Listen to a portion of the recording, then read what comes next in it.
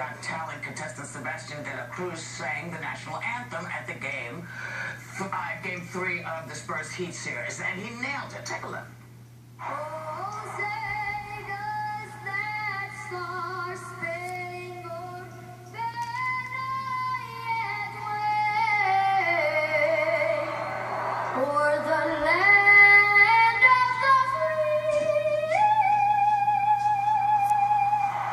and the home of the brave?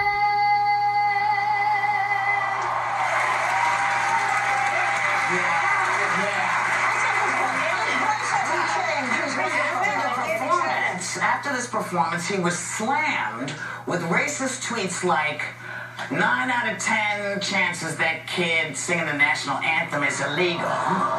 And is this the American national anthem or the Mexican hat dance?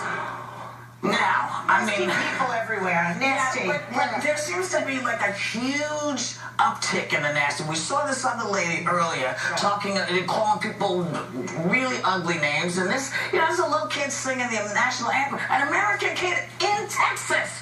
Don't y'all know about Texas fools?